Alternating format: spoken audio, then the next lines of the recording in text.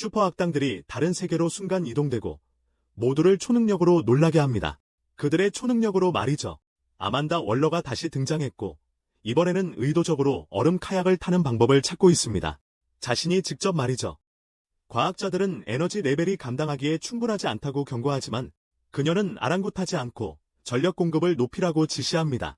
과학자들은 여전히 그녀에게 미칠 부담을 걱정하고 있습니다. 하지만 아만다의 입장에서는 포털을 여는데 사용하는 소녀는 그녀의 목표를 달성하기 위한 도구일 뿐입니다. 조커와 할리는 이 무료 얼음 카이트 여행 기회를 알게 되고 서둘러 그쪽으로 엉덩이를 붙이세요. 엉망인 능력으로 그들이 풀어놓을 혼란을 생각해보세요. 하지만 그들이 그 장소에 도착하기 전에 할리가 핸드브레이크를 당기며 음료를 마시러 잠깐 들르자고 제안합니다. 모험은 항상 술에 취했을 때 더 좋으니까요. 할리는 술집으로 들어갑니다. 하지만 그녀가 기억하는 것보다 훨씬 조용합니다. 심지어 그녀가 훔친 돈다발을 던진 후에도 말이죠. 그녀는 뭔가 잘못되었다는 것을 바로 알아챕니다.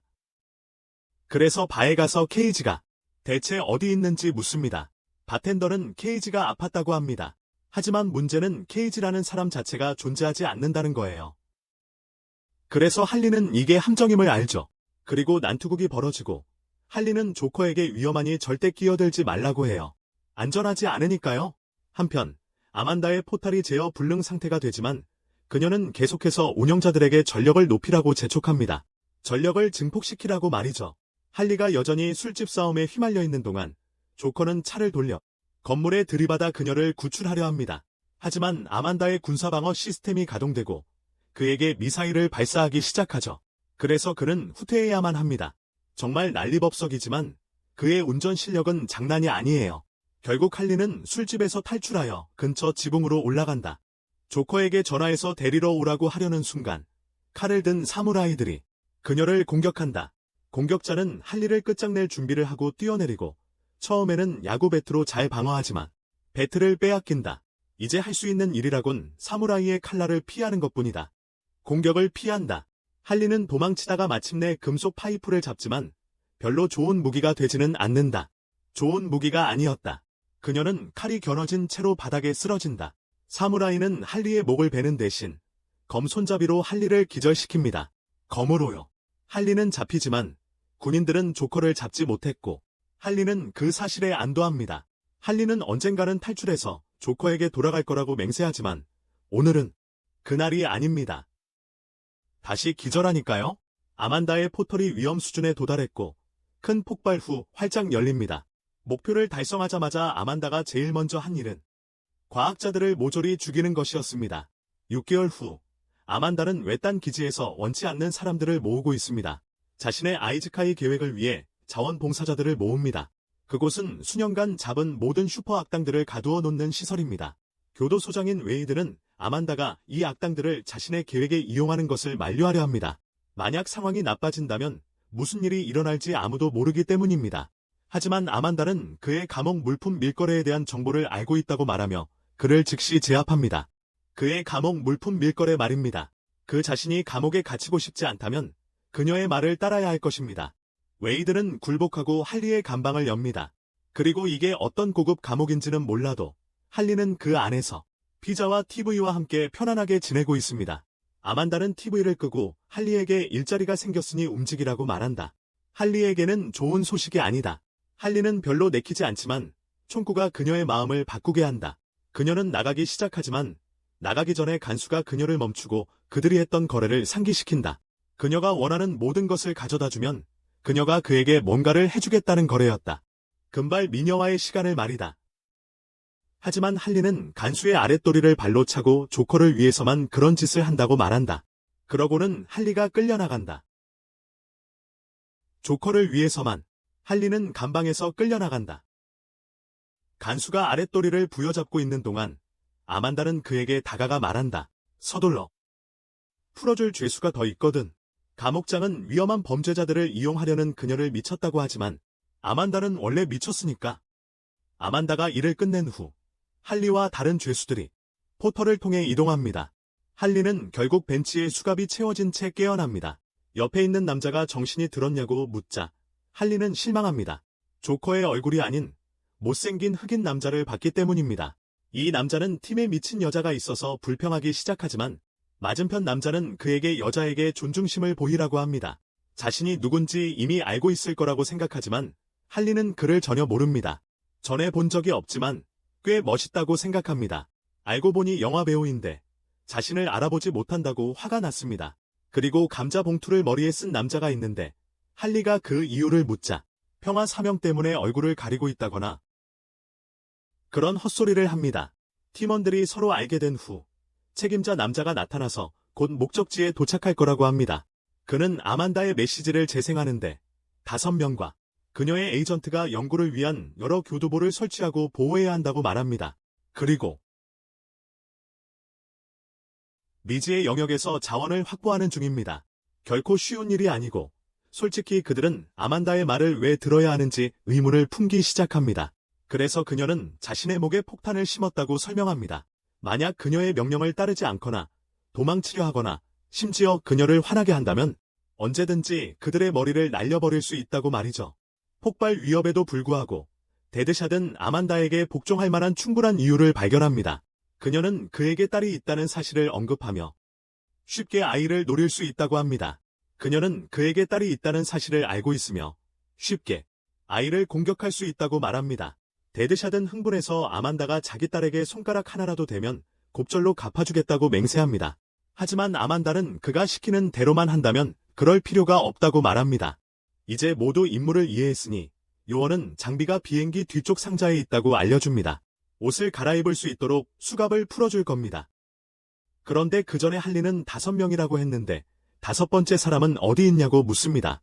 요원이 답하려는 순간 조종사들이 어떻게든 제압당하면서 비행기가 흔들리기 시작합니다. 그 전에 할리는 원래 5명이었는데 5번째 사람은 어디 있냐고 묻습니다. 그녀는 그가 어디 있는지 알고 싶어하고 요원이 답하려는 순간 비행기가 흔들리기 시작합니다. 어떻게든 조종사들이 제압당했기 때문입니다. 그들은 판타지 전투 한가운데 그대로 추락하고 기사들은 어리둥절해하며 그곳을 조사하기로 합니다. 한편 비행기 안에서는 승무원들이 추락해서 살아남지만 요원은 그렇지 못합니다. 할리는 아무렇지도 않다는 듯이 비행기에 박힌 검을 뽑아 자신을 풀어줍니다. 밖으로 나가 무슨 일인지 보려 하지만 땅을 밟으려 하자 저승행편도 티켓을 끊을 뻔합니다. 다행히 데드샷이 극적으로 그녀를 구해냅니다. 다른 이들이 탈출하는 동안 뿌띠보이는 비행기의 문을 열려고 합니다. 비행기 반대편에 붙어있지만 꼼짝 못하고 있어요. 그래서 그는 손을 변형시켜 박살내버립니다. 모두 프리티보이가 메타휴먼이라는 사실에 충격을 받는데 이는 그가 특수 속박구를 가지고 있던 이유를 설명합니다. 그들이 밖으로 나가자 그들은 자신들이 처한 엉망진창인 세상에 압도당하고 실제 인지조차 의아해합니다.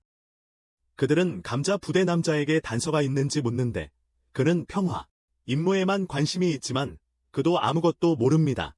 그때 갑자기 그들은 근처에서 오크 무리에게 잔인하게 살해당하는 기사를 목격하고 그들 역시 인간이기 때문에 오크들은 그들을 공격합니다. 할리는 오크들이 무슨 말을 하는지 전혀 알아들을 수 없었고 그래서 뿌띠보이는 그들에게 외부인들이 그들의 전쟁과는 상관없다고 가르치려 했지만 오크들은 듣지 않았고 바로 그 자리에서 그를 죽이려 했다. 오크들에게서 뿜어져 나오는 엄청난 혈기와 악취는 그들에게 이것이 진짜라는 것을 알려주었다. 진짜였다.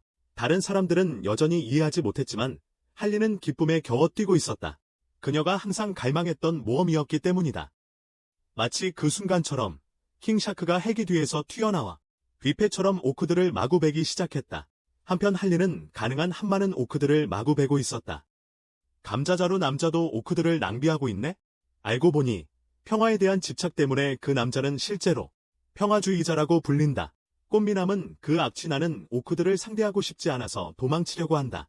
도망친다. 하지만 도망칠 수 없다는 것을 깨닫자 변신해서 싸운다. 그때 그 남자의 이름이 클레이퍼스라는 것을 알게 된다. 그 혼란 속에서 데드샷은 장비를 챙기고 정확한 사격으로 오크들을 하나씩 제거하기 시작한다. 하지만 젠장. 너무 많아. 그래서 우두머리를 직접 노리는 게 낫다고 판단했죠. 데드샷이 사격 자세를 취하지만 우두머리를 보호하는 졸개들이 시야를 가립니다. 그래서 그는 기발한 방법을 써서 공중으로 뛰어올라 명확한 사격 각도를 확보합니다. 우두머리가 시야에 들어오자마자 그는 그 자의 눈 사이에 정확히 총알을 박아넣습니다. 눈 사이에 두목이 죽자 오크들은 겁에 질려 도망칩니다. 겁에 질려 도망치죠. 상황이 진정된 후 야간 군대가 무슨 일이 일어났는지 알아보려고 나타납니다. 대체 무슨 일이 일어난 건지 확인하려고요. 그리고 클레이퍼스가 그들을 보는 순간 그는 정확히 무슨 일이 일어났는지 알아챕니다. 어떻게 해서 이 판타지 세계에 오게 되었는지 설명할 수 있을지도 모르지만 한 가지 확실한 건 완전히 새로운 세계로 이동했다는 거야. 그래서 클레이퍼스는 그들이 소환된 영웅처럼 대우받아야 한다고 생각하지만 그냥 감옥에 던져졌어. 전쟁으로 황폐해진 마을을 지나 화려한 마차가 지나가는데 사람들은 굶주리고 있어. 그래서 도움을 청하지만 여왕은 완전히 무시하고 병사들은 그들을 밀어내. 한편 우리는 오크와의 전투를 지켜보는 화려한 귀족들을 보는데 그들은 승리를 위해 여왕의 아부를 하고 있어. 세실은 그들이 저렇게 기뻐하는 게 말이 안 된다고 생각했어요. 매일 수천 명의 시민들이 굶주리고 있는데도 말이죠. 하지만 그들은 아무렇지도 않게 그에게 여왕에 반하냐고 물어요. 하지만 여왕은 그들을 제압하며 말해요. 전투에서 승리했지만 오크들을 완전히 없애기 전에는 승리라고 부를 수 없다고요. 세실은 할리의 부대를 어떻게 할지 묻고 여왕은 그들이 이상한 사람들이지만 전투의 흐름을 바꾸고 있다고 인정해요. 하지만 여왕은 그들이 중요하지 않다고 생각하며 그들을 잇고 다음 전투를 준비하라고 명령해요. 세실은 그들이 전쟁에서 유용한 자산이 될 수 있다고 생각하지만 여왕은 그를 비겁하다고 부르며 그를 나무라요. 다른 사람들에게 왕국을 위해 싸우도록 의존하지 말라고 그에게 말합니다. 피오나 공주는 그 말이 일리가 있다고 생각하며 하르리의 부대가 그들이 전쟁에서 승리하는 데 도움이 될 수 있다고 말합니다. 전쟁에서 말이죠. 하지만 여왕은 이미 마음을 굳혔다며 그녀의 말을 맞고 회의를 끝냅니다. 그 후 피오나는 자신의 방에서 아이들이 빵 한 조각을 가지고 싸우는 것을 지켜봅니다. 그녀는 많은 음식을 두고 앉아있지만 먹지 않습니다. 세실이 그녀에게 합류하여 식사를 거르고 있다는 것을 알아채고 그녀에게 단식이 백성에게 도움이 되지 않는다고 일깨워줍니다. 그녀는 그가 옳다는 것을 알지만 식욕이 없다며 그에게 도움을 요청합니다. 부탁이야. 할리가 신문을 받는 장면이 나오는데 경찰들을 조롱하며 놀리고 있어요. 바보들이라고 부르면서요. 그래서 경찰들이 빡쳐서 고문을 시작합니다. 그런데 조커가 할리를 구하러 와서 엄청난 폭발이 일어납니다. 하지만 할리는 댐의 여울목에서 깨어나 그 모든 것이 꿈이었음을 깨닫습니다. 꿈이었어요. 데드샷은 다른 이들에게 무슨 일이 일어나는지 아느냐고 묻고 클레푸스는 그들이 마치 영웅처럼 대접받기 시작했다는 것을 깨닫습니다. 그는 인간들이 승리하는 것을 돕는 데 기여했으니 그들이 더 나은 대우를 받을 자격이 있다고 생각합니다. 전투. 그들은 자신들을 이 세상에 보낸 신이 좋은 이야기를 할 줄 모른다고 생각해. 데드샷은 그가 미쳤다고 생각하지만 피스메이커는 그를 막고 진짜 문제는 시간이라고 말해. 시간이 문제야. 아만다의 말이 사실이라면 목에 있는 폭탄이 72시간 후에 터질 거야. 그들은 붙잡힌 지 12시간이 지났다는 것을 알았기 때문에 자신들의 세계로 돌아갈 시간이 60시간 남았다는 것을 알았어. 자신들의 세계로 돌아가야 해. 클레퍼스는 이야기의 전개가 마음에 안 들어 감옥에서 탈출하기로 결심하지만 그들은 그가 감옥 쇠창살을 부술 수 없다고 생각해. 그래서 그는 자신의 방식대로 힘으로 제압하고 그들을 빠져나가면서 이야기를 바꾸려 한다고 말합니다. 그는 자신의 성격 발전을 위해 다른 이들을 희생해야 한다고 생각하며 그들을 버리기로 합니다. 자신의 성격 발전을 위해서 말이죠. 하지만 할리와 데드샷은 그가 자신들을 버리려 한다는 사실에 충격을 받고 그를 잡으라고 경비병들을 부릅니다. 피스메이커가 그를 붙잡고 도망치려 하지만 경비병이 그의 능력을 봉쇄하는 마법 수갑으로 그를 붙잡습니다. 경비병이 점심시간이라고 말하며 감방 문을 엽니다. 그들은 모두 함께 앉아있고 데드샷은 클레퍼스에게 그들이 도망치는 것을 도울 것이냐고 묻습니다. 탈출. 하지만 클레퍼스는 수갑이 채워져서 아무것도 할 수 없다고 설명합니다. 어디선가 오로스 무리가 나타나 그들에게 그 자리에서 꺼지라고 합니다. 탁자에서 그들은 오로스가 무슨 말을 하는지 이해하지 못하지만 데드샷은 그들이 하려는 것을 알고 있습니다. 그래서 데드샷은 그들과 싸우기로 하지만 클레퍼스는 진정하라고 말하며 시간이 없는데 적을 만들 필요는 없다고 합니다. 킹 상어가 깨어있다면 더 쉬울 거라고 생각했지만 그 친구는 여전히 많은 오크들을 때려 눕힌 후 감방에서 잠들어 있습니다. 감방에서 그는 상황을 모면하려고 말하지만 오로스는 그의 말을 이해하지 못하고 그를 방 건너편으로 날려버립니다. 데드샷은 테이블을 뒤엎고 그들은 주먹 다짐을 시작합니다. 할리는 우두머리를 제압하고 마구 때리는 동안 피스메이커는 다른 이들을 상대합니다. 경비병들이 싸움을 말리려고 나타나지만 그들이 분대가 승리 포즈를 취하는 것을 보자 좋아하지 않고 마법 같은 걸로 그들을 바닥에 꼼짝 못하게 합니다. 그 분대는 엄격한 징벌 감방에 갇히게 되고 거기서 자신들의 언어를 하는 또 다른 인간을 만납니다. 그들은 자신들의 언어를 사용하는 또 다른 인간을 만납니다. 자기소개를 하는 닉 플래그는 아르거스 요원이며 아만다가 마침내 지원군을 보냈는지 궁금해한다. 그들이 처음으로 파견된 팀이 아니라고 설명하며 자신이 다른 분대의 리더였다고 말한다. 그들의 임무는 이 세계의 사람들과 접촉하는 것이다. 데드샷은 그들이 왜 이 일을 하는지 묻고 닉은 자원을 장악하려는 국가의 의도 때문에 미지의 세계를 탐험하라는 명령을 받았다고 설명한다. 모든 천연 자원을 말이다. 닉의 팀이 실패했음을 깨달은 데드샷은 아만다가 범죄자들을 아무도 그들의 안전을 신경 쓰지 않기 때문에 자살 임무에 투입했다고 말한다. 피스메이커는 닉에게 폭탄 송신기의 재설정 방법을 묻는다. 폭탄이 터지기 전까지의 제한 시간이에요. 닉은 송신기가 포털 근처에 있다고 생각하고 그들이 공통의 목표를 가지고 있음을 깨닫고 도와준다면 그들을 다시 돌려보내주겠다고 제안합니다.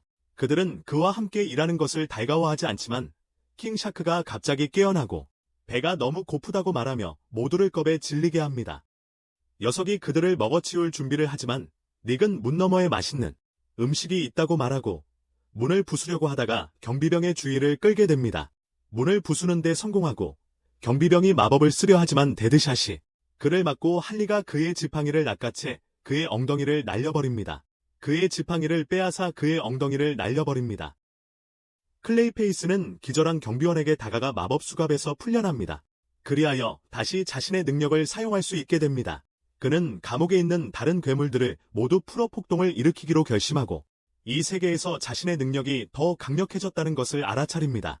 그들은 기회를 잡아 모든 경비원들을 제압하고 괴물들은 그들을 도와 감옥을 장악합니다.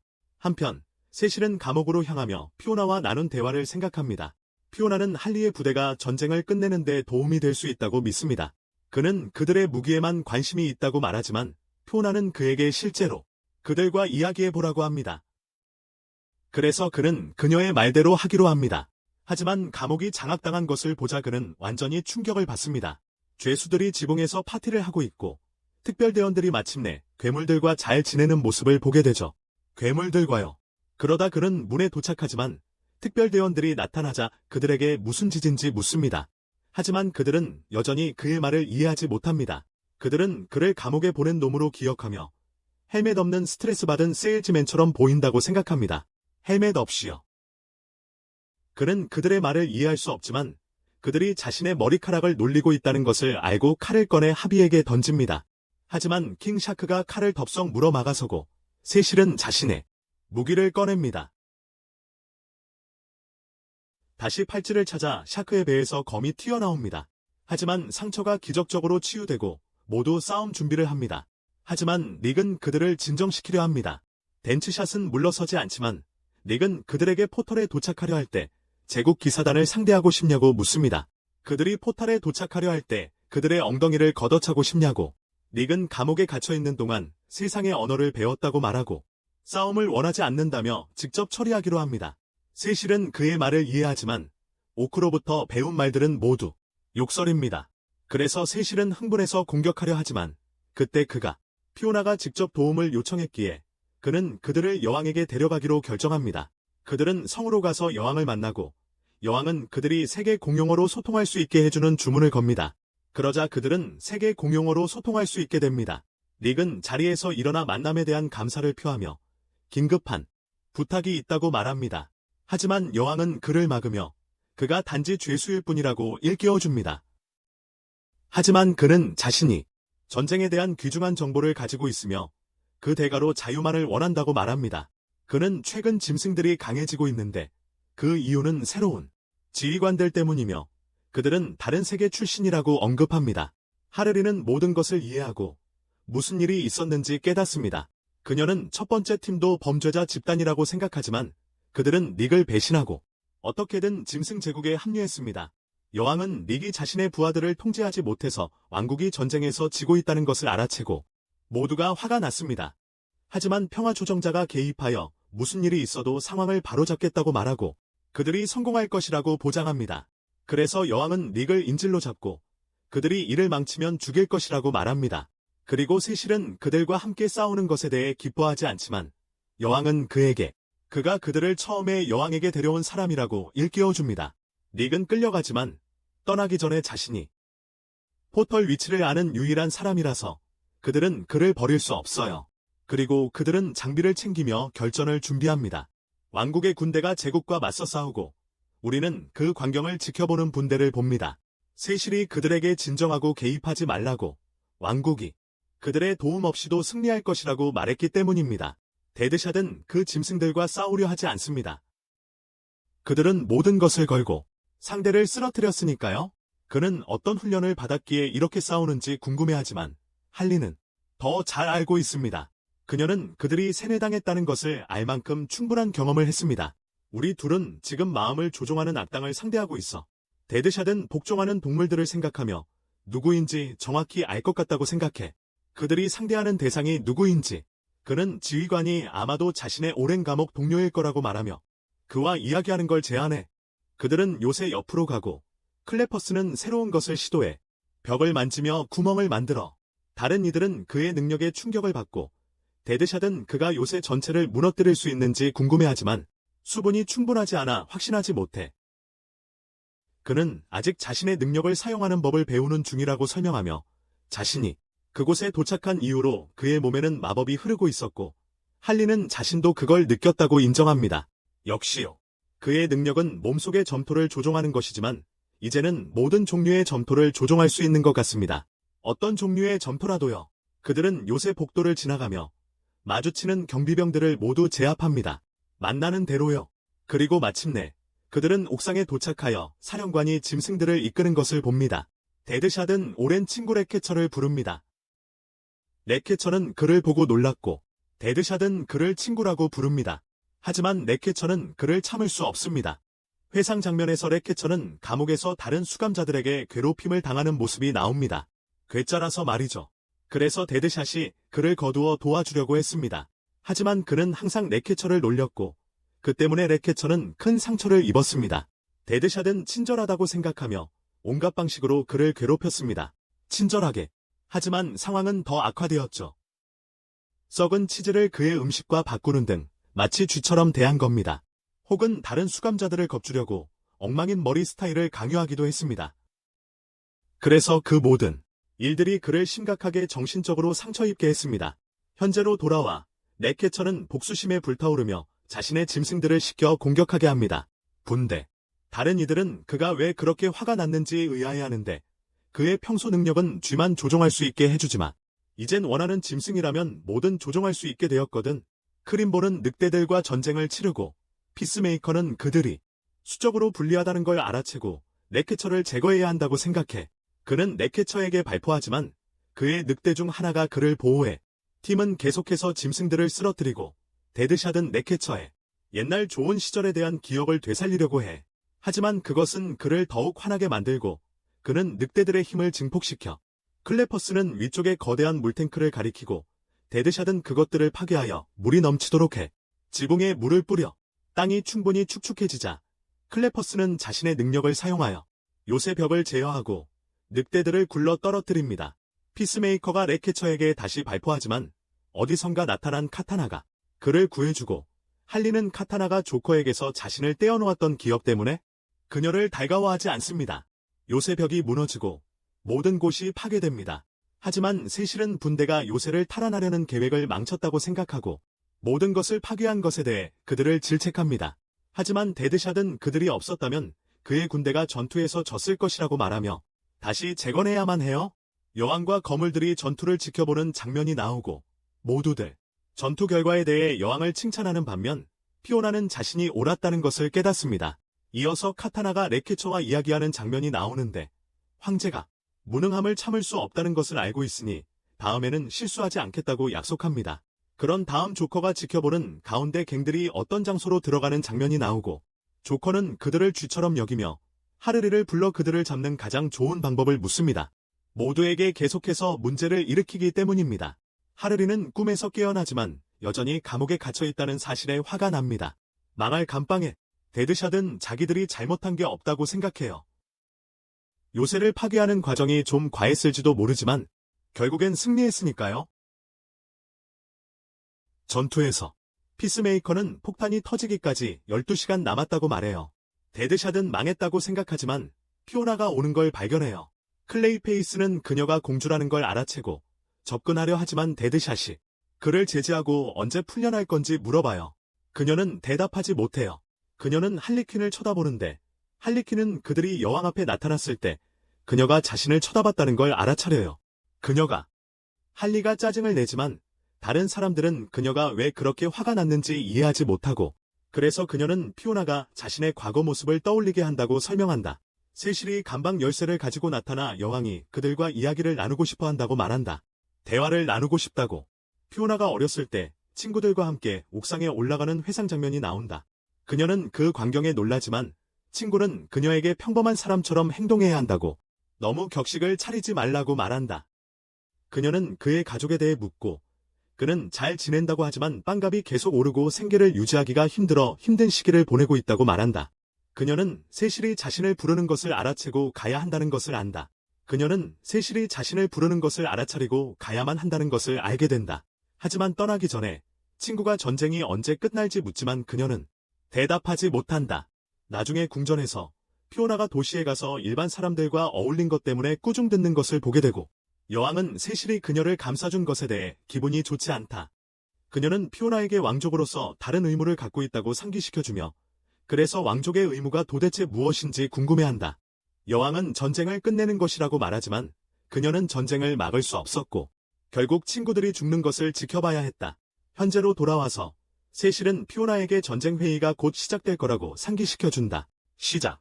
적군이 진격하고 있고 의회는 그들을 큰 위협으로 여겨겁에 질렸습니다. 엄청난 위협이죠. 세실은 제국군이 숲을 통해 평원으로 향하고 있으며 탈환한 요새의 경비병들로는 막을 수 없으니 이틀 안에 왕국에 도착할 것이라고 설명합니다. 모두 이 말을 듣고 당황하지만 할리는 왜 아직도 이 빌어먹을 수갑을 차고 있는지 요새를 탈환하면 자신의 부하들이 풀려날 줄 알았기 때문입니다. 하지만 요새를 탈환했음에도 불구하고 말이죠. 그녀는 자신의 부하들이 풀려날 줄 알았습니다. 하지만 여왕은 그들이 계약을 완전히 망쳤다고 말합니다. 왜냐하면 요새를 탈환하는 대신 그들은 요새를 파괴했습니다. 그녀는 닉에게 적 사령관에 대해 묻지만 그는 전쟁이 어떻게 시작되었는지 알고 싶어하며 적의 의도를 파악하려 합니다. 적의 속셈을 알아내기 위해 전쟁이 어떻게 시작되었는지 알아야 한다는 겁니다. 알고 보니 이 왕국은 수십 년 동안 제국군과 전쟁을 벌여왔는데 지난 6개월 동안 엘프와 짐승 사람들이 왕국을 배신하고 제국과 손을 잡으면서 상황이 훨씬 악화되었습니다. 닉은 그들이 싸웠던 짐승 사람들이 원래 왕국 소속이었다는 사실에 충격을 받고 그들이 제국에 합류하는데 넷캐처가 개입했을 거라고 생각합니다. 제국에 합류하는데 말이죠. 데드샷은 넷캐처가 그들이 반란을 일으켰을 때 왜 그들을 죽이지 않았는지 궁금해합니다. 그래서 그는 어떻게든 목에 있는 폭탄이 해제되었다는 것을 설명하는데 아마도 이번에 아만다가 거기에 타이머를 설치한 이유일 거예요. 여왕은 그들을 쓸모없다고 감옥으로 돌려보낼 참이었지만 하지만 어디서 나타났는지 할리는 조커가 쥐 사냥에 대해 가르쳐준 것을 떠올립니다. 그녀가 생각을 말하자 그들은 넷캐처를 최전선으로 유인해야 한다는 것을 깨닫습니다. 하지만 피스메이커는 그걸 해낼 만큼 사람이 충분하지 않다고 생각합니다. 그래서 릭은 여왕에게 병사들을 빌려줄 의향이 있는지 묻고 의회 멤버들은 그 제안에 대해 험악한 말들을 쏟아냅니다. 하지만 피오나가 나서서 왕국을 위해서라고 설명합니다. 세실조차도 나쁜 생각이라고 말하며 기사들만으로는 감당이 안 될 거라고 말합니다. 계획이야. 하지만 그때 할리가 나타나서 임무에 필요한 전사들을 구할 수 있다고 말합니다. 그들은 파괴된 요새 근처에 진을 치고 감옥에서 오우거들이 몰려옵니다. 할리는 그들의 우두머리를 맞이하고 그는 여전히 예전부터 그녀를 존경하고 있었고 그래서 그녀를 따르기로 합니다. 그녀는 나머지 범죄자들에게 연설을 하는데 전투에서 열심히 싸우면 자유를 얻을 것이라고 말합니다. 그들은 기운을 냅니다. 그들은 고무됩니다. 닉은 클레퍼스에게 임무를 주고 그는 별로 기뻐 보이지 않지만 하기로 동의합니다. 그 일을. 그러자 릭은 킹샤크에게 모든 식량을 먹어치운 것에 대해 따지며 피스메이커에게 왜 제지하지 않는 거냐고 묻습니다. 릭은 세실과 이야기하는데 세실은 왜 괴짜 범죄자들로 가득한 부대를 이끄냐고 묻고 릭은 그저 명령을 따르고 있을 뿐이라고 설명합니다.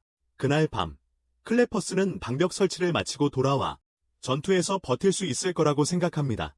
부대원들은 전투 계획을 논의하기 위해 모이고 릭은 그들에게 군인들이 형성한 방어선에 대해 설명합니다. 세실은 데드샷이 없다는 것을 알아채고 그들은 데드샷이 옥상에서 저격 중이며 그가 거기에 있는 것이 가장 좋다고 설명합니다. 클레퍼스가 세실에게 피오나에 대해 묻자 세실은 그녀가 마음씨가 착하다고 말합니다. 성에 있는 사람들 중 그녀만큼 백성을 걱정하는 사람은 아무도 없습니다. 하지만 할리는 그녀가 그저 자신을 지킬 줄 모르는 무능하고 껍 많은 겁쟁이라고 생각하며 그 때문에 화가 납니다.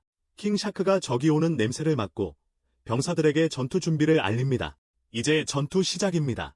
세실은 오우거드를 이끌 부대를 요청하지만 할리와 다른 이들은 필요 없다고 생각하며 전투에 참여하기를 거부합니다.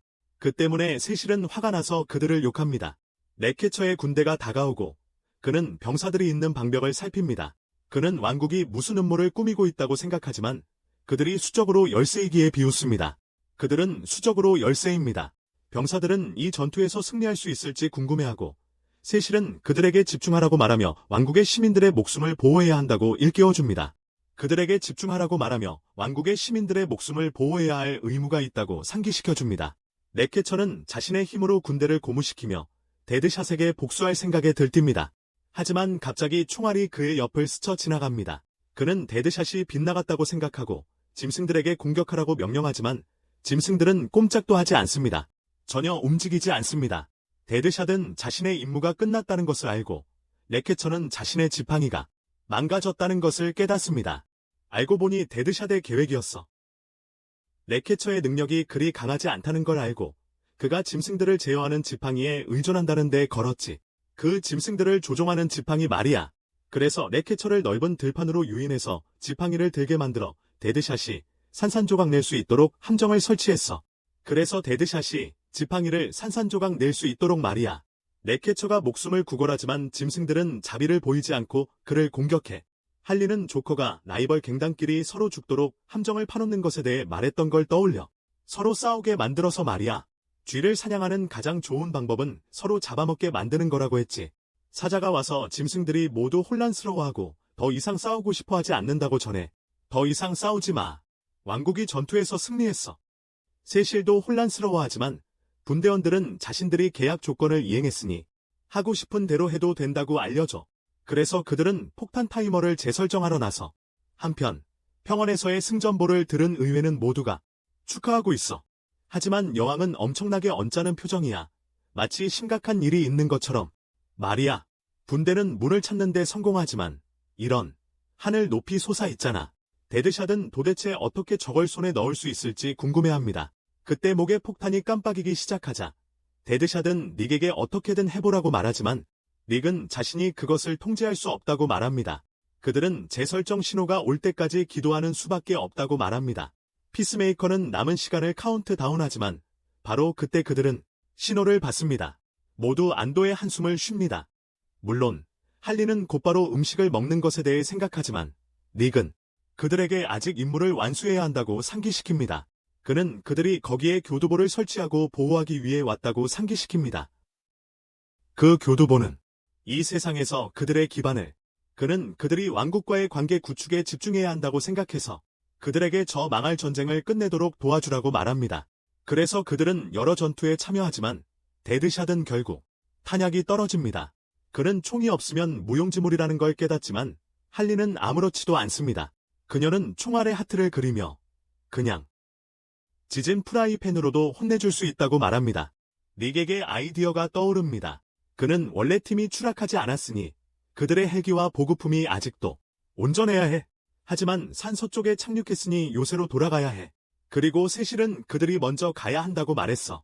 그룹은 요새로 돌아가고 오브라는 그들에게 축제를 연다고 말해.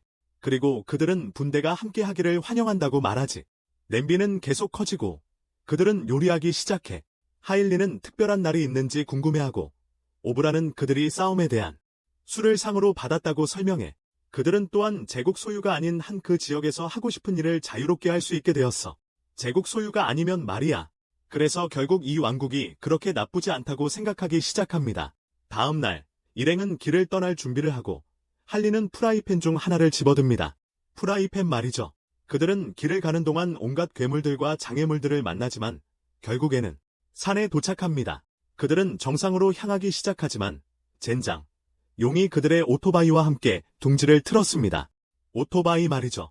그들은 도대체 어떻게 이 짐승을 처리할까 고민하고 할리는 용과 싸운다는 것은 보통 최종 보스와 싸운다는 것을 의미한다고 말하지만 릭은 그들에게 포기하지 말라고 말합니다.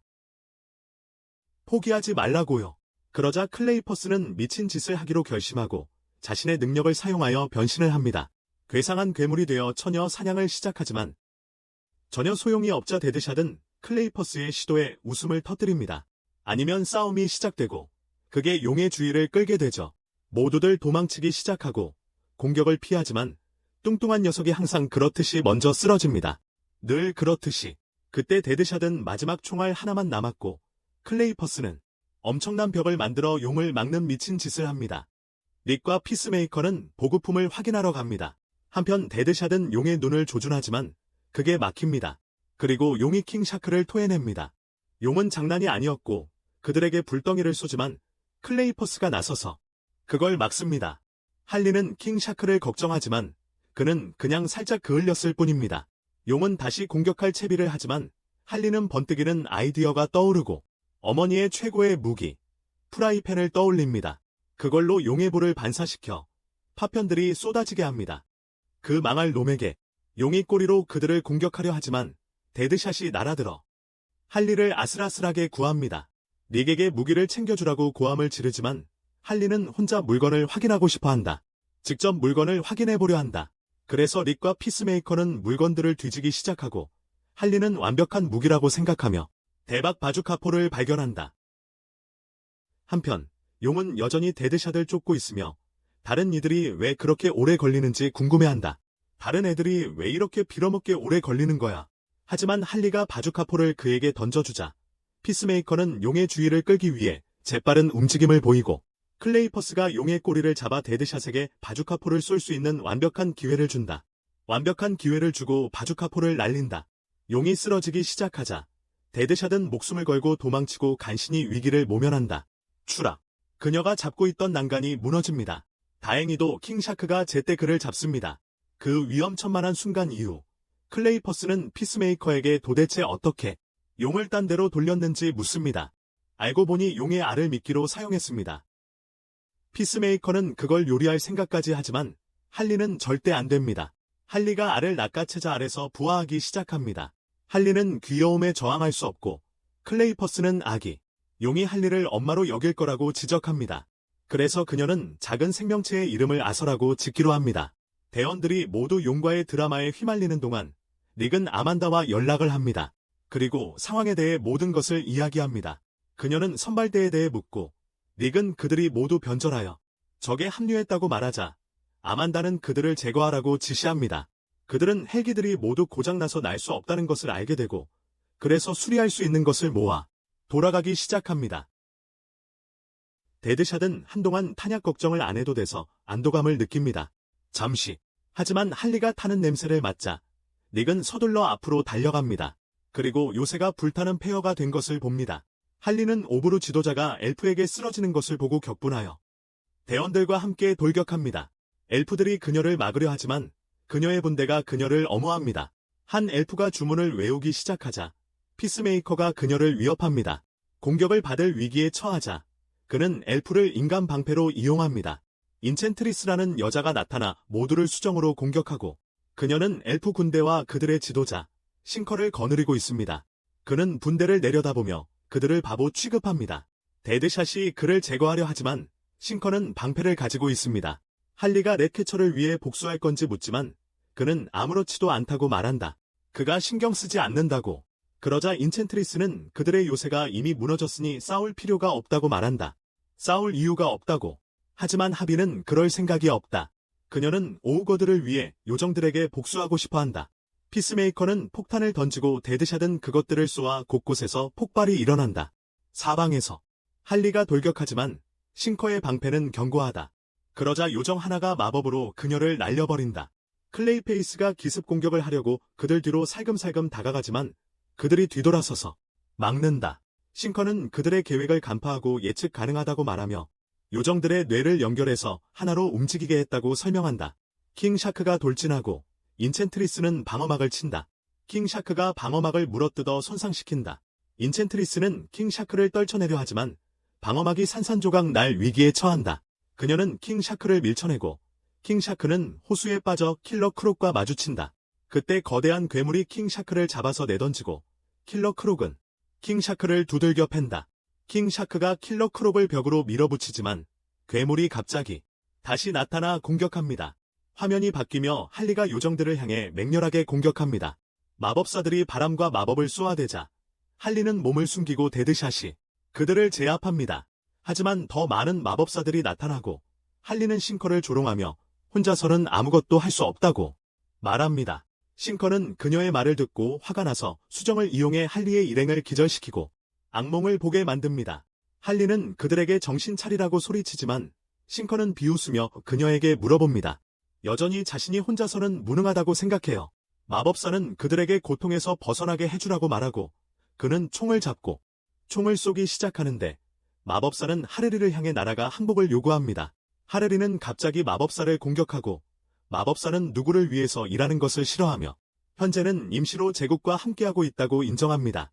하레리는 자신은 항상 쓰레기들을 위해 일해왔다고 받아치고 이는 마법사를 화나게 합니다. 마법사. 그녀는 자신의 힘을 풀어 하레리를 기절시킵니다. 하레리는 조커의 환영을 보고 조커는 아직 죽을 수 없다고 말합니다. 왜냐하면 둘이 함께 새로운 세상을 만들어야 하기 때문입니다. 그녀가 정신을 차리고 보니 릭이 싱커를 위협하며 머리를 날려버리겠다고 하고 있었다. 는 말이다. 싱커는 믿지 않았다. 릭이 전에 사용하지 않았으니 폭탄이 해제되었을 거라고 생각했다. 고 생각했다. 릭은 가능하면 살려두라는 명령을 받았다고 말하며 싱커가 자신의 허세가 진짜인지 확인해보고 싶냐고 물었다. 고 물었다. 한편 킬러 크록은 킹 샤크를 제압하고 아직 일이 끝나지 않은 이유를 물었다. 고 물었다. 싱커는 도망치기로 결심했다. 요새는 이미 박살났고 닉과 할리는 끝장났다고 생각했다. 고 생각했다. 그는 부하들에게 알아서 하라고 하고는 자신의 부대와 함께 날아간다. 요정들이 떨어지고 하레리는 울면서 닉에게 자신의 부대가 전멸했다고 말한다. 그때 그들은 클라비스가 아직 살아있는 것을 본다. 그는 충격으로 정신을 잃었지만 어떻게든 총알이 멈췄다고 말한다. 데드샷도 가슴에 빛나는 총알을 꽂은 채 깨어나서 그것을 꺼내고 무슨 일이 일어났는지 궁금해한다. 잠시 후 성에서 그 부대가 지하 감옥에 갇혀있는 것을 보는데 세실이 나타나 그들이 무적이라고 생각했는데 어떻게 패했는지 묻는다. 하지만 모두 조용히 있으며 패배에 여전히 충격을 받았음을 보여준다. 한편 의외는 일어난 일을 알게 되고 당황하기 시작한다.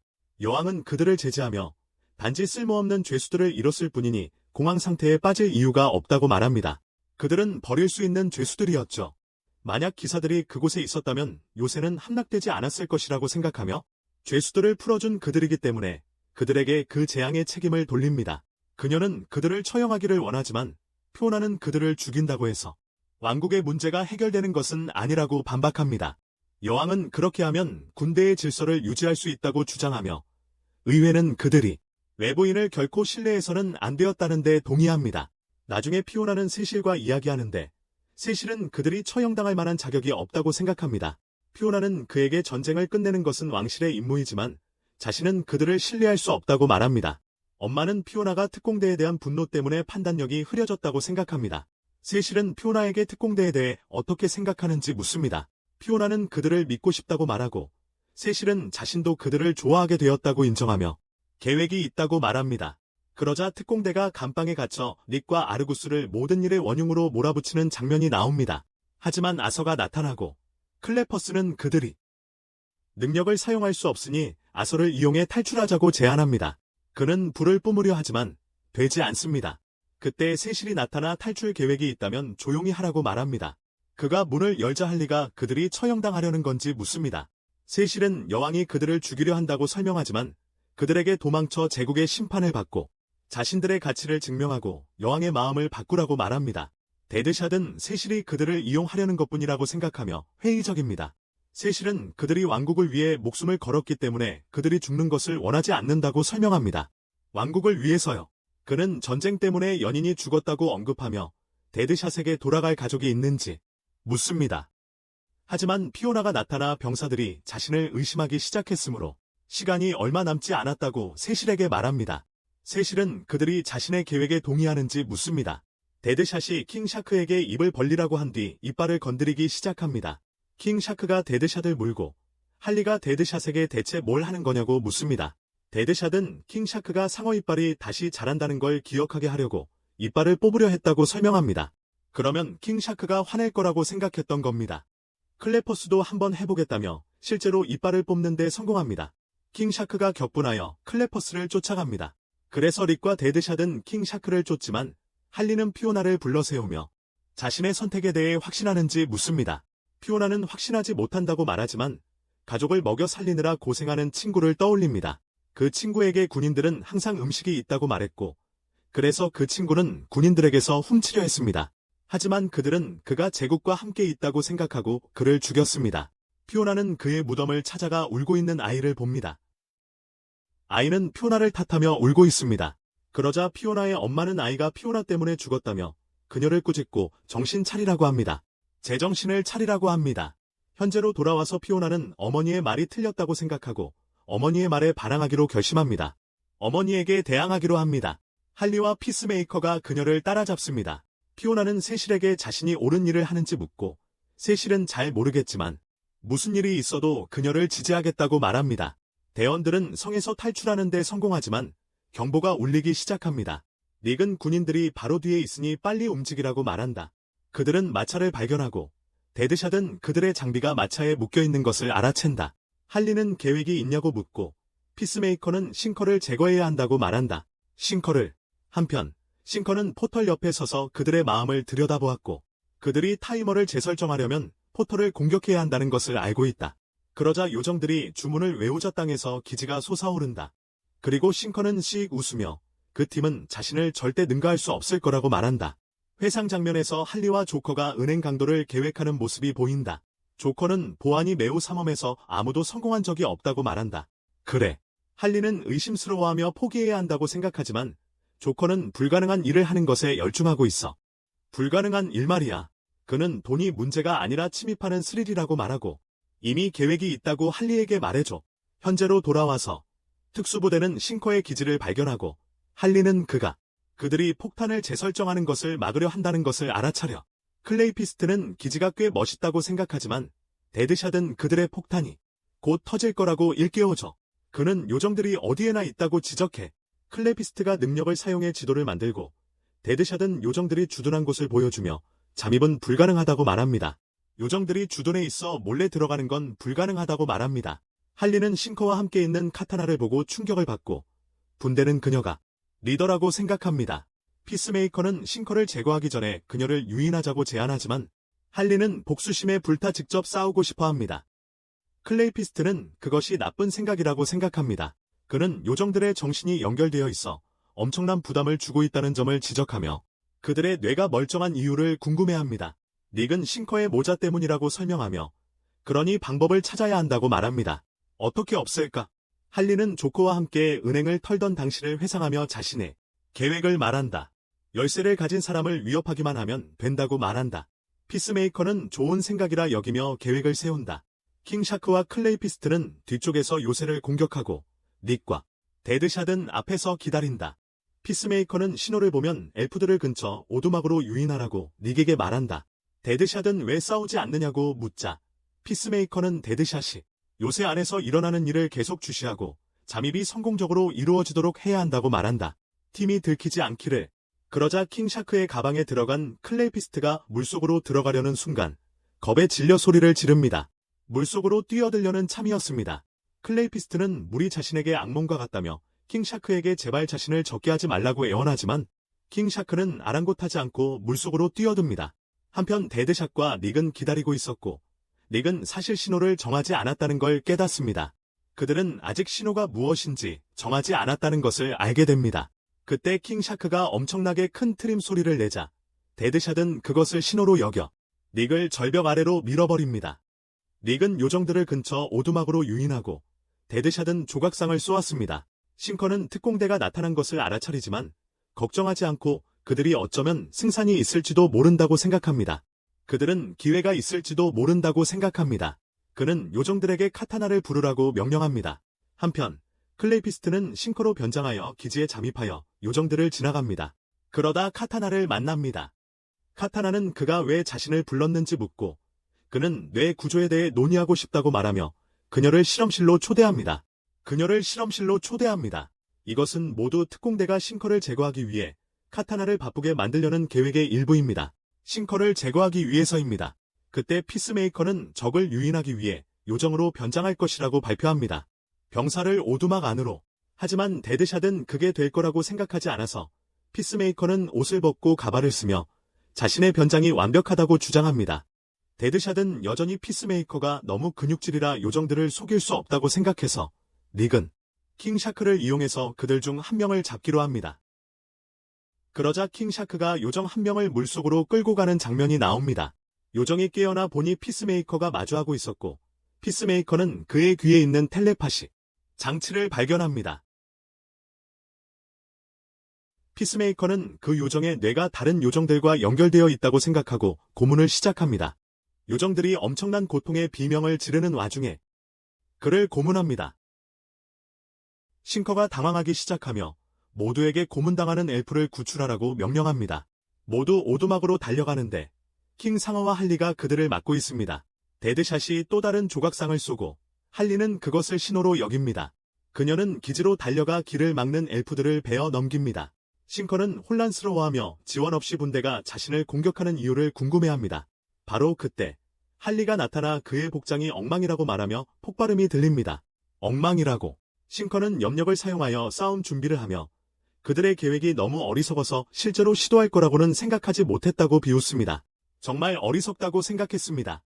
하지만 할리는 그가 그들을 막지 못해서 화가 난 것이라고 생각합니다. 그러고는 키타나에 대해 묻고 할리는 클라비스가 키타나를 바쁘게 하고 있다고 설명합니다. 키타나가 바쁘다고 합니다. 그녀는 머리가 터지는 것을 원치 않기 때문에 이 싸움을 빨리 끝내고 싶어 합니다. 머리가 터질까봐 걱정입니다. 그녀는 그에게 돌진하지만 그는 그녀의 공격을 피하고 그녀를 발로 차 날려버립니다.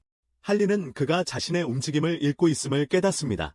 그녀는 다시 시도하지만 그는 염력으로 그녀를 제압하여 현기증을 일으키며 그녀를 바보라고 부릅니다. 하지만 그녀는 갑자기 무기를 던져 싱커를 쓰러뜨립니다. 그는 그녀가 머리를 부딪혔을 것이기 때문에 그녀의 마음을 읽을 수 없다는 것을 알아챕니다. 그는 그녀의 마음속 깊이 파고들겠다고 위협하지만 할리는 두려워하지 않는다. 그녀는 그에게 마음대로 뇌를 뒤섞어 보라고 말한다. 그래서 그는 온 힘을 다해 그녀의 과거를 파헤치기 시작한다. 그는 그녀가 조커에게 빠지기 전 아캄 수용소에서 정신과 의사였다는 것을 알게 된다. 조커는 한때 그녀에게 자신을 위해 죽을 수 있겠냐고 물었다. 싱커는 할리를 화학약품통에 집어던지겠다고 위협하며 그녀의 인생을 자신에게 바치라고 요구한다. 그녀의 삶을 자신에게 바치라고. 그러자 갑자기 그는 그녀의 자리에 있게 되고 할리는 그에게 괜찮을 거라고 차분하게 말한다. 괜찮을 거라고. 싱커는 어떻게 이런 일이 가능한지 이해하지 못하고 당황하며 휘청거린다. 화학 물질 속으로. 어디선가 깨어난 그는 할리가 좋은 꿈을 꾸었냐고 묻고 그를 날려버리는 것을 본다. 요정들이 그 자리에 얼어붙자 특수부대는 싸움이 끝났다는 것을 깨닫는다. 그들은 피스메이커를 발견하고 닉은 붙잡힌 요정이 잔혹하게 고문당한 것을 보고 경악한다. 피스메이커는 그 모든 것이 계획의 일부였고 그들은 여전히 폭탄 타이머를 재설정해야 한다고 상기시킨다. 하지만 그들이 무언가를 하기 전에 거대한 폭발이 일어나고 전체 기지가 무너지기 시작한다. 우리는 싱커가 고군분투하는 것을 보고 그때 카타나가 나타나 그에게 그가 끝났다고 말한다. 쓸모없다고 판단하고 그를 끝장내려 한다. 할리는 기지 전체가 무너지기 전에 간신히 탈출하지만 싱커의 머리를 들고 있는 카타나를 발견한다. 할리는 혼란스러워하며 카타나가 왜 그를 죽였는지 묻는다. 카타나는 그의 모자가 박살났으니 더 이상 쓸모가 없다고 설명한다. 그러고는 할리의 기발한 계획에 칭찬하며 클레비스를 내던지고 그의 몸이 물속에서 녹아 없어지는 것을 지켜본다. 카타나는 싸움 준비를 하고 할리가 돌진하지만 카타나는 그녀의 무기를 빼앗는다. 그러자 할리는 클레비스에게 도움을 청하고 클레비스는 검으로 변신하며 할리는 그 검을 사용해 카타나와 맞선다. 그와 함께 카타나와 팽팽하게 맞선다. 둘은 치열하게 싸우고 할리는 카타나의 무기를 부수지만 카타나는 계속 공격하며 할리를 밀어붙입니다. 클라비스가 검의 힘을 증폭시켜 할리에게 유리한 고지를 제공합니다. 그래서 할리는 강력한 발차기를 날리고 카타나의 머리를 찌르려 하지만 카타나는 피하고 가면을 잃습니다. 카타나는 할리가 흥미롭다고 생각하고 계속 싸울 준비를 하지만 바로 그때 데드샷이 나타나 카타나를 쏘려 하지만 카타나는 물속으로 뛰어듭니다. 물속으로 카타나와 괴물들이 도망치기 시작하고 킹샤크는 쫓을까 고민하지만 클라비스는 지금 에너지를 낭비하는 짓이라고 말합니다.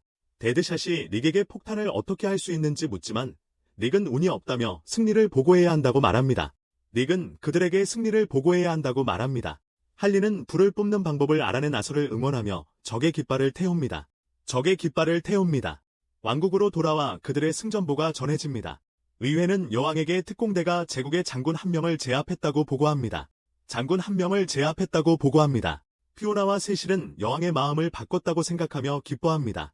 하지만 여왕은 격노하여 기사들에게 특공대를 체포하라고 명령하고 피오나는 여왕이 왜 그렇게 화가 났는지 궁금해합니다. 피오나는 여왕이 왜 그렇게 화가 났는지 궁금해합니다.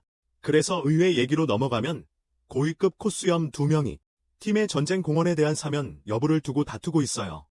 한 명은 그들이 충성을 증명했으니 봐줘야 한다고 생각하지만 다른 한 명은 여전히 그들을 반역자라고 부르고 있어요. 말은 코수염 남자는 일리가 있는 말을 하고 있지만 여왕은 자기만의 계획이 있고 그 팀을 아주 싫어해요. 여왕이 테오도르를 이름으로 부르자 그는 즉시 자신이 그녀의 제거 대상 명단에 올랐다는 것을 알아요. 팀을 감싸고 섰기 때문이죠. 하지만 여왕은 태연하게 괜찮다고 말해요. 그냥 작은 부탁이 있을 뿐이라고요. 나중에 팀이 성으로 돌아왔을 때 그들은 사상가의 요새를 무너뜨린 것을 축하하는 거대한 향연을 기대하고 있었습니다. 하지만 그들은 왕좌방에 들어서자마자 분위기가 예상보다 훨씬 적대적이었습니다. 여왕의 명령에 따라 테오도르는 그들을 비난하기 시작했습니다. 그들의 모든 노력, 태도, 복장, 그리고 싸움 스타일을 조롱하며 말이죠. 그들이 예상했던 것과는 달랐습니다. 여왕의 명령에 따라 테오도르는 그들을 깎아내리며 그들의 모든 노력, 태도, 옷차림, 싸움 방식을 비난했습니다.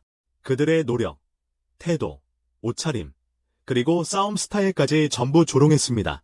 팀은 그들이 사상가를 물리쳤다고 그에게 상기시키려 했지만 테오도르는 반박하며 사상가가 그들의 세계에서 온 것이니 그가 여기에 있었던 것은 그들의 책임이라고 말했습니다. 처음부터 말이죠. 그런 다음 그는 킹스샤크를 공격하며 그가 물고기라고 비난했습니다. 하지만 그는 더 이상 나아가는 것을 너무 두려워합니다. 이제 하르리는 시어도어가 그들을 자극해서 싸움을 걸게 하려 한다는 것을 눈치챘고 그녀와 싸우고 싶지 않습니다. 하지만 여왕의 명령을 따라야 하기에 그는 다가가서 그녀를 때립니다. 그것은 그의 인생 최악의 결정이 되는데 하르리가 반응하기도 전에 그것은 그의 인생 최악의 결정이 되는데 할리가 제대로 반응해 킹의 상어가 이미 시어도어와 그의 온몸을 덥석 물었어. 심지어 콧수염까지 말입니다. 그리고 이것이 바로 여왕이 노린 것이었습니다. 세실은 킹의 상어를 막으려 하지만 킹의 상어는 그의 칼을 그냥 먹어치웁니다. 세실은 지난번처럼 칼을 되찾아 킹의 상어에게 구멍을 낼 듯합니다. 데드샷이 그의 배를 겨냥하며 총을 겨누고 진정하라고 말합니다. 상황이 매우 험악해지자 팀은 싸움을 준비합니다. 하지만 대치 상황이 완전한 난투극으로 번지기 전에 여왕은 마법을 사용하여 킹의 상어를 제압합니다. 그녀는 모든 혼란이 팀의 잘못인 것처럼 말하려 하지만 할리는 이것이 처음부터 그들을 없애기 위한 그녀의 계략이었음을 알고 있습니다. 그러자 여왕은 경비병들에게 부대원들을 모두 처형하라고 명령하지만 세실과 피오나가 제거해달라고 간청하자 그녀는 마음을 바꿔 테오도르를 먹은 킹의 상어만 처형하고 나머지는 왕국에서 추방하기로 합니다. 데드샷은 킹스샤크의 처형을 막고 싶어 하지만 경비병들이 그의 목을 잡고 있으니 어쩔 수 없습니다. 대원들은 킹스샤크 없이 성을 떠나야만 합니다. 그런데 떠나려는 순간 피오나가 그들에게 달려와 일이 이렇게 된 것에 대해 진심으로 사과합니다. 상황이 그렇게 된 것에 대해서요. 그녀의 사과는 할리의 화를 더욱 돋웁니다. 물론 피오나는 엄마의 결정에 동의하지 않지만 여왕의 마음을 바꾸려고 시도조차 하지 않았습니다. 여왕을 무작정 따르지 않겠다고 말했으면서도 정작 중요한 순간에는 자기 자신을 위해 나서지 못했습니다. 그녀가 끝까지 해낼 수 없다는 것을 알았더라면 애초에 싸우지 않았을 텐데 왕국을 위해 싸우지도 않았을 거야. 그 후 일행은 술집으로 가서 슬픔을 달래고 데드샷은 자신의 뛰어난 사격 실력을 과시하며 공짜 술을 얻기 위한 내기를 시도합니다. 한편 클레퍼스는 자신의 능력과 연기 실력으로 몇몇 여성들에게 어필하려 하지만 그들은 그저 이상한 마법을 부리는 것으로 생각합니다. 할리는 한 손에는 병을, 다른 한 손에는 아무렇게나 집어든 보석을 들고 뒤에서 나옵니다. 그리고는 닉이 그 보석을 어디서 구했냐고 묻자 그녀는 왕국이 그들에게 저지른 일에 대한 보복으로 세실의 갑옷에서 훔쳤다고 말합니다. 닉은 별로 신경 안 쓰고 그냥 술로 죽지만 말라고 경고할 뿐이야. 할리는 자기가 죽는 게 닉한테는 아주 편리할 텐데 닉이 자기 걱정을 하는 게 우스워. 그가 보기엔 꽤 편리할 테니까. 그들의 임무는 여기 와서 외교적으로 이 세계의 자원을 빼앗는 것이었어. 이 세계. 하지만 왕국과의 관계가 악화되면서 팀은 아만다에게 기본적으로 쓸모없게 되었고 할리는 사람들이 쓸모 없어지면 아만다가 어떻게 하는지 알고 있어. 바로 그때 이 술집 가수가 무대에 올라가서 술집에 있는 모든 사람들을 위해 노래를 부르겠다고 제안해. 술집에 있는. 알고 보니 그 노래는 그분대와 그들이 온 이후로 했던 모든 일들에 관한 노래였어. 여기. 하지만 할리는 그들을 영웅으로 만들어내는 방식이 마음에 들지 않아서 음유시인에게 소리쳤어요. 듣고 싶지 않으니 조용히 하라고. 데드샷도 마찬가지라고요. 음유시인은 멈췄지만 클레이퍼스는 자기 영웅담을 말하기 전에 멈췄다고 화가 났어요. 그는 음유시인에게 계속하라고 했지만 데드샷은 음유시인에게 병을 던져서 조용히 시켰고 그와 클레이퍼스 사이에 큰 싸움이 벌어졌어요. 데드샷은 클레이퍼스에게 총을 쏘기 시작했고 온갖 부수적인 피해를 입혔어요. 그리고 어떻게든 이 여자는 주변을 날아다니는 총알들을 모두 피해서 살아남았어요. 혼란스러운 상황에 피스메이커는 신경이 날카로워져서 평화를 회복하기 위해 일어났어요. 자신이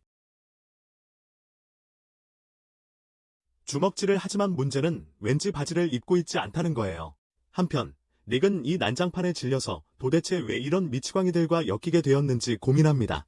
이 미친 놈들과 말이죠. 다음 날 아침 닉은 할리와 다른 사람들을 깨워 출발 준비를 해야 한다고 말합니다. 떠날 준비를 하라고 말이죠. 할리는 약간 혼란스러워하며 닉은 그들에게 다시 관문으로 돌아가야 한다고 설명합니다. 바로 지구로 돌아가는 건 아니지만 모든 일이 일어난 후에는 조만간 다시 불려갈 것이 분명하니 그 전에 킹샤크를 데려와야 한다는 겁니다. 그를 데려오는데 얼마나 걸릴지 모르니 닉은 관문으로 향하고 싶어 합니다.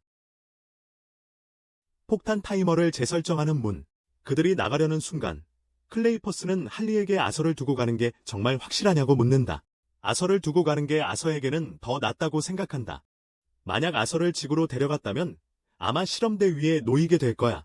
해부당하거나 뭐 그런 식으로. 게다가 할리는 여전히 범죄자이고 실험하지 않더라도 할리가 아서를 데리고 있게 두지는 않을 거야. 아서는 여기서 자유롭게 사는 게 훨씬 행복할 거야. 게다가 데드샷은 킹샤크를 버리는 게 훨씬 쉬운데 닉이 왜 이렇게까지 애쓰는지 혼란스러워한다. 킹샤크를 버리는 것은 이 세계에 많은 문제를 일으킬 것이라고 닉은 말한다. 킹샤크를 버리는 것은 이 세계에 많은 문제를 야기할 것이라고 닉은 말한다. 하지만 왕국이 어차피 그를 처형할 텐데 별 의미가 없잖아요. 게다가 모두 목에 폭탄을 달고 있어서 언제든 터질 수 있으니 아만다는 킹샤크를 잃는 걸 아마 신경 쓰지 않을 거예요. 그룹은 마침내 문에 도착하고 폭탄이 재설정되면서 문제가 없는 것처럼 보입니다. 하지만 거기에 문제는 없어 보였습니다. 하지만 닉이 아만다에게 전화를 받는데 그들은 그가 이렇게 내내 무전기를 가지고 있었다는 사실을 전혀 몰랐기에 모두 놀랐습니다. 그가 무전기를 가지고 있었다는 걸 아무도 몰랐어요. 닉은 지난 며칠 동안 일어났던 모든 일과 왕국의 협조를 더 이상 얻을 수 없을 가능성이 높다는 점을 아만다에게 알립니다. 아만다는 그 말을 이해하고 닉에게 즉시 지구로 돌아가도 된다고 말합니다. 닉은 킹샤크가 아직 왕국에 억류되어 있다는 사실을 언급하려 하지만 아만다는 그가 신경 쓰지 않아도 된다며 자신이 처리하겠다고 말합니다. 바로 그때 클라비스의 목에 폭탄이 울리기 시작하고 몇 초 만에 그의 머리가 몸에서 완전히 날아갑니다. 닉은 아만다가 왜 클라비스를 죽였는지 묻고 아만다는 차분하게 임무가 너무 어려워서 수행할 수 없다고 판단했기 때문에 닉이 지구로 돌아오는 대로 관문을 닫겠다고 설명합니다. 그녀는 어떤 흔적도 남기고 싶지 않습니다. 닉은 더 이상 쓸모가 없어지면 팀을 모두 죽일 계획인 아만다에게 소리치며 아마 자신도 없앨 것이라고 생각합니다. 아만다는 닉에게 자신이 여전히 충성스러운 병사인 그를 버리지 않을 거라고 안심시키지만 다른 이들은 영원히 죽어야 한다고 말한다.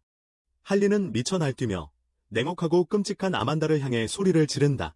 진짜 짜증난다고. 하지만 아만다가 할리의 폭탄을 작동시키려는 순간 팀은 멀리서 이상한 것을 목격한다. 킹덤이 불타고 있었고 닉은 아만다에게 임무를 완수하게 해달라고 애원하기 시작한다.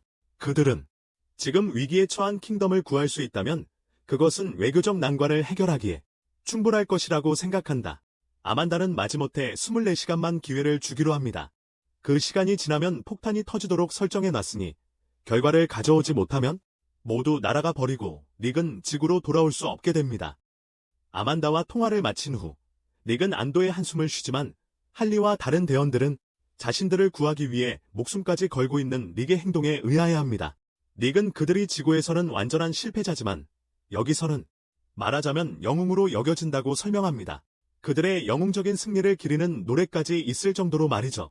그때 클라비스가 끼어들어 닉도 꽤 그늘진 일들을 저질렀지만 그가 아직 살아있다는 사실에 모두가 충격을 받았다고 말합니다. 그들은 그의 머리가 날아가는 것을 보았지만 그의 몸 전체가 점토로 만들어졌다는 것을 기억하세요. 그래서 그 폭발로는 그를 제거하기에 충분하지 않았을 겁니다. 피스메이커는 클라비스에게 폭탄이 그에게 진짜 위협이 아니었다면 왜 그 임무에 동참했는지 묻습니다. 진짜 위협이 아니었으니까요. 클라비스는 아이스카이 모험에서 영웅 놀이를 하는 게 재밌을 것 같다고 생각했습니다. 어쨌든 그들은 이 일을 마무리할 시간이 24시간밖에 없고 성이 꽤 멀리 떨어져 있으므로 서둘러야 합니다. 2시간 전에 성이 불타고 있는 이유는 피오나 공주가 퀸에게 킹샤크의 처형을 취소하도록 설득하려고 했기 때문입니다.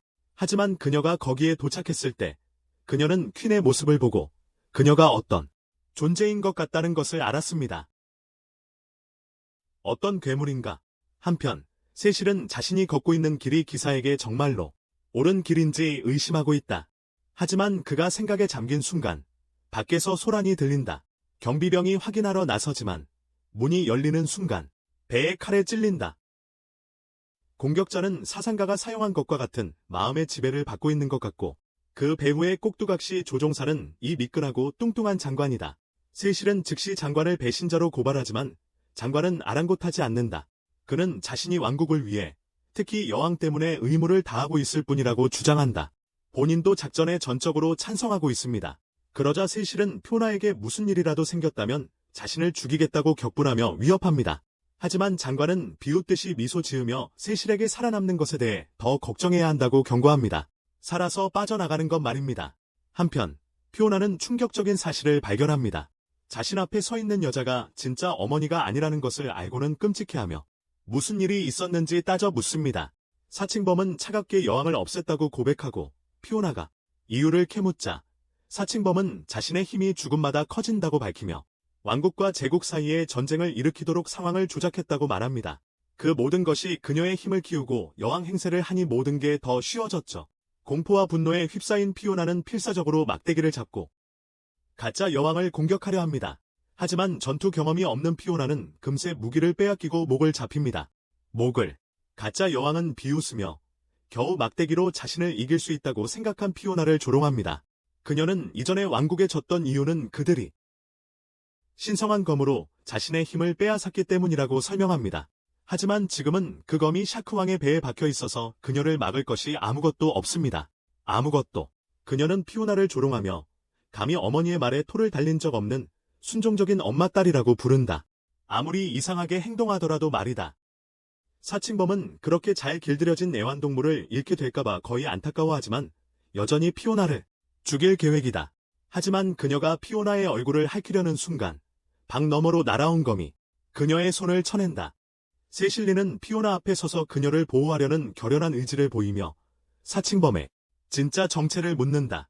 이미 목표를 달성했으니 사칭범은 더 이상 속일 필요가 없다고 생각하고 변장을 벗어던지며 자신의 진짜 모습을 드러낸다. 그 순간 세실은 자신이 좀비 왕과 마주하고 있다는 것을 깨닫습니다. 격분했지만 세실은 여전히 침착하게 생각할 수 있었습니다.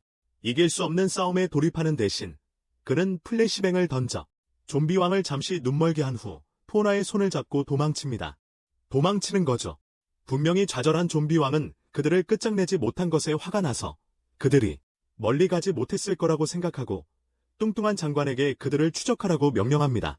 세실은 피오나를 그녀의 방으로 데려가 문을 막아 시간을 벌려고 하지만 어머니의 죽음 소식에 완전히 무너진 피오나는 오열할 뿐입니다. 그러자 세실은 금으로 된 단검을 꺼내 심각한 표정으로 그녀에게 건넸다. 그리고는 이제 그녀가 왕국의 마지막 희망이니 강해야 한다고 말한다. 피오나는 그의 말이 맞다는 것을 알지만 항상 어머니에게 맞설 용기가 부족했다. 그래서 항상 무조건 명령에 따랐고 자신의 그런 나약한 모습이 싫었다. 하지만 더 이상 겁쟁이로 살고 싶지 않다면 자신을 새롭게 만들어야 한다는 것을 깨달았다.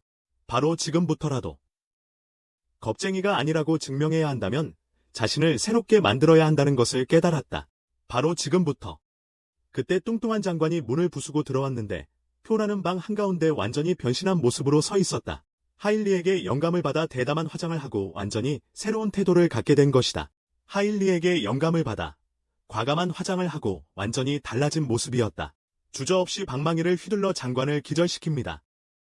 장관이 쓰러지자 마음을 조종당하던 모든 경비병들도 쓰러집니다. 세실이 싸우려고 달려나올 때쯤에는 이미 전투가 끝났습니다.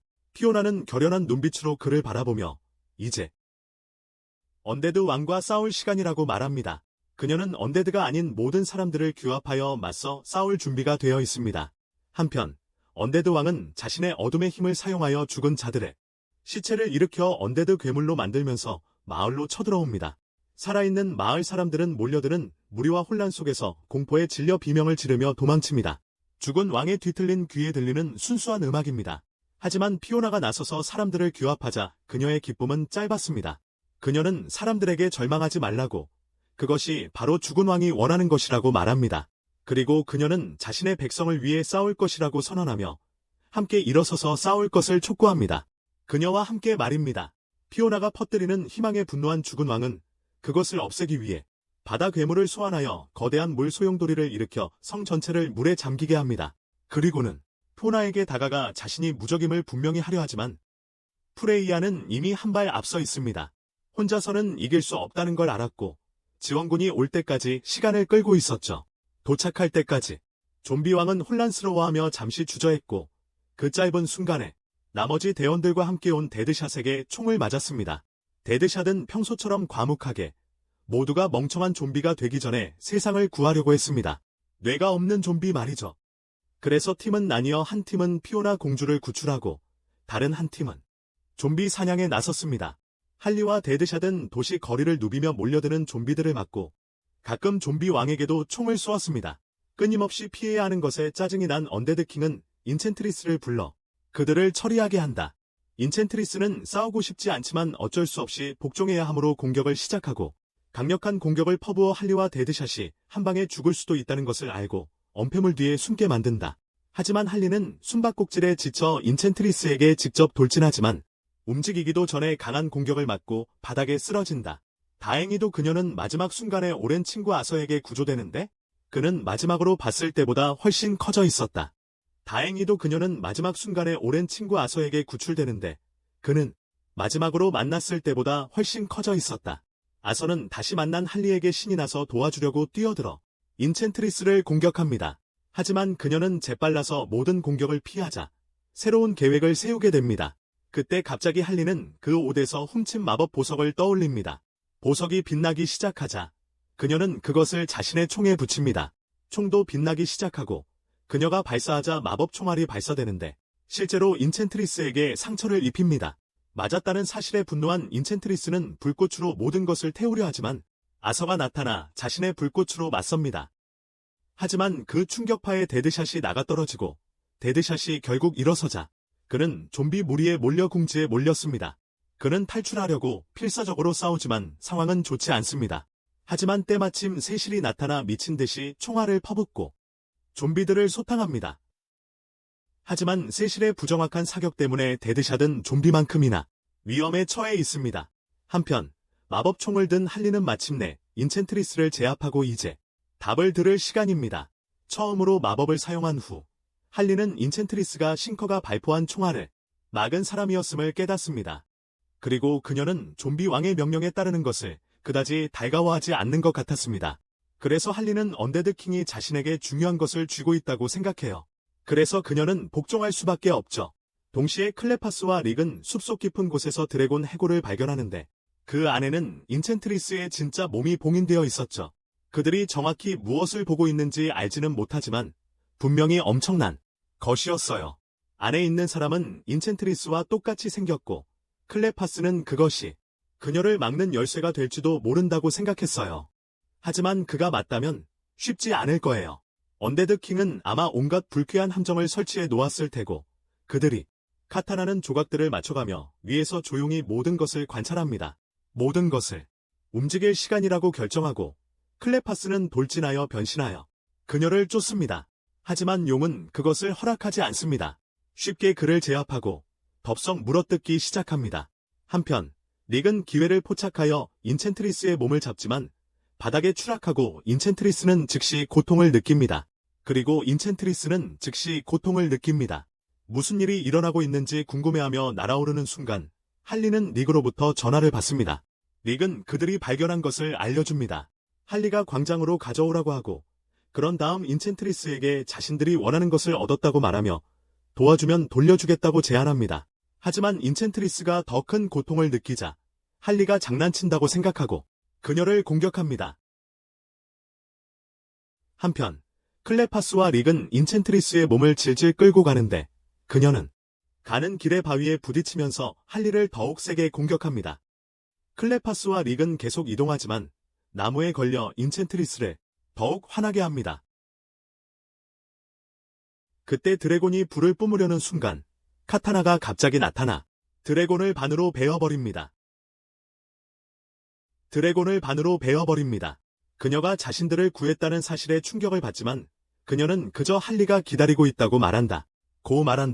다른 한편 피스메이커는 킬러 크록과의 싸움에 합류하지만 물에서 고전한다. 킬러 크록은 그렇게 약한 아군을 둔 킹 샤프를 조롱하며 자신과 그의 괴물의 팀워크를 따라올 자는 없다고 자랑한다. 큰 소리친다. 하지만 갑자기 이상한 점을 눈치챈다. 그의 괴물이 사라졌다. 그는 피스메이커가 자신의 괴물을 육지로 끌어올린 것을 보고 놀란다. 크록은 괴물의 아가미를 공격한 그를 비열하다고 부르지만 피스메이커는 그를 위협한다. 괴물에게 움직이지 말라고 경고합니다. 킹샤크는 친구들이 자신만큼 강하지는 않더라도 훨씬 똑똑하다고 거들었습니다. 킬러 크록이 킹샤크의 공격을 막아내는 동안 피스메이커는 계속해서 자신의 괴물을 위협하지만 킬러 크록은 약골에게 시간 낭비할 시간이 없다고 말하고 그 말에 괴물은 상처받습니다. 결국 피스메이커는 괴물을 놓아주고 킬러 크록은 자신의 괴물이 도망쳤다고 생각하지만 괴물이 갑자기 자신에게 달려들어 온몸을 삼켜버리자 충격에 빠집니다. 전부. 한편 세실은 데드샷을 보호하다 다치고 그에게 자신의 갑옷에게 왕국을 구하라고 말한 뒤 의식을 잃고 쓰러집니다. 데드샷은 좌절하여 갑옷을 치지만 놀랍게도 갑옷에서 폭발적인 에너지가 터져나와 벽에 구멍을 냅니다. 마법이 걸린 것을 깨달은 그는 갑옷을 입고 총을 쏘자 엄청난 위력의 에너지 폭발이 일어납니다. 동시에 할리는 인챈트리스와 싸우고 있지만 갑자기 인챈트리스가 어지러워하고 클레이픽스가 인챈트리스의 몸을 굴려서 가져가는 것을 봅니다. 언데드 킹이 그들을 발견하고 인챈트리스가 자신의 몸을 되찾기 전에 죽이기로 합니다. 그래서 인챈트리스가 자신의 몸으로 달려들자 몸에 닿기 전에 총에 맞아 쓰러집니다. 거기에 다음은 언데드 킹이 할리에게 총을 겨누지만 데드샷이 뛰어들어 그녀를 구합니다. 그러자 인챈트리스가 클레이픽에 충돌하여 마침내 자신의 몸을 되찾고 할리는 인챈트리스가 도울지 궁금해하지만 인챈트리스는 차갑게 대답합니다. 자신이 원하는 것은 인형처럼 이용당한 것에 대한 복수뿐이라고. 언데드 킹은 자신의 마법을 사용하여 해골 군대를 강화시켜 할리의 총을 완전히 무용지물로 만듭니다. 하지만 이제 마법의 힘으로 무장한 데드샷이 구출하러 옵니다. 피스메이커와 킹 샤크도 싸움에 합류하고 데드샷은 조각들을 나눠줍니다. 마법 갑옷을 승무원들에게 나눠줍니다. 모두 힘을 모아 언데드들을 향해 돌진하며 쉽게 해치우는데 해골들이 다시 일어서기 시작하자 끝없는 부활을 막으려면 언데드 왕을 처치해야 함을 깨닫습니다. 부활을 막아야 합니다. 인챈트리스가 도와주겠다며 그들이 언데드 왕을 공격하는 동안 자신이 해골들을 막겠다고 합니다. 팀은 언데드 왕을 향해 날아오르지만 그녀는 엄청난 마법 공격을 퍼붓고 그것은 감당하기 어려운 수준입니다. 아서가 공격을 받고 그 충격으로 할리와 닉은 아래 성으로 추락합니다. 거기서 피오나를 만나고 격렬한 싸움이 위에서 벌어지는 와중에도 하르리는 피오나의 화려한 화장을 칭찬하지 않을 수 없었어요. 귀엽다고 말이죠. 닉은 피오나에게 마법으로 도와줄 수 있냐고 묻지만 피오나는 그들에게 언데드 킹은 성검으로만 물리칠 수 있으며 자신은 성검이 어디 있는지 전혀 모른다고 말해요. 하지만 하르리가 계획을 세운 것 같아요. 한편 데드샷은 언데드 킹과 피스메이커에게 완전히 얻어맞고 있고 피스메이커는 마치 헝겊 인형처럼 날아가 버렸어요. 정말 처참하게 말이죠. 클레이퍼스는 진흙으로 공격하고 킹샤크는 돌진하지만 역시 날아가 버렸어요. 역시나요. 클레이퍼스가 쓰러지고 언데드 킹은 그들을 모두 약하다고 비웃어요. 하지만 바로 그때 닉이 그녀를 쏘아 죽입니다. 다음으로 할리가 돌격하지만 언데드 킹은 격렬하게 그들을 모두 없애기로 합니다. 모두 분대는 결집하여 할리를 날아오는 마법으로부터 보호하지만 그녀는 결국 붙잡히고 언데드 킹은 그녀의 목을 조르기 시작합니다. 하지만 사실 피오나가 변장한 것이었고 그녀가 성검을 부르는 순간 킹샤크의 배에서 나타나 언데드 킹의 머리를 베어냅니다. 언데드 킹이 쓰러지자 그녀는 너무 늦게 자신이 함정에 빠졌다는 것을 깨닫지만 그때 할리가 시간을 낭비하지 않고 달려가 마무리 일격을 날립니다. 혼란이 가라앉은 후 분대는 왕국을 구한 공로로 칭송받지만 그들이 신경 쓰는 것은 늘 그렇듯 저녁 메뉴는 뭐냐는 거야. 닉은 그 후 왕국과의 관계 구축에 성공했다는 보고서를 제출하지만 카타나를 제국에서 목격했다고 언급합니다. 한편 카타나는 아만다 월러 옆에 서 있는데 아만다는 이것이 조커의 소행임을 깨닫습니다. 알고 보니 조커는 카타나로 변장해 제국의 새로운 황제가 된 것입니다. 그가 죽은 왕의 죽음의 세계 계획을 조롱하며 너무 평화로워서 그의 취향에 맞지 않는다고 말합니다. 그는 모든 사람이 위태로운 삶을 사는 세상을 선호하기 때문에 그것은 그의 취향에는 너무 평화롭다고 비웃습니다. 황제로서 말이죠. 그는 죽은 왕의 죽음으로 가득한 세상을 향한 계획을 조롱하며 너무 평화로워서 자신의 취향에 맞지 않는다고 말합니다. 그는 모든 사람이 벼랑 끝에서 사는 세상을 더 좋아하기 때문입니다. 아만다는 조커가 고의로 작전을 방해했다고 의심하고 닉에게 명령합니다. 그를 찾아내. 하지만 조커는 여전히 뒤틀려 있고 자신만의 뒤틀린 생각을 하며 모두가 새로운 세상을 꿈꾼다고 말합니다. 그리고 할리 퀸이 재밌는지 궁금해하지만 할리 퀸은 이미 자신의 연인에게 돌아갈 방법을 생각하고 있습니다. 이번이 마지막 에피소드였습니다. 더 많은 애니메이션 요약을 보시려면 구독하세요.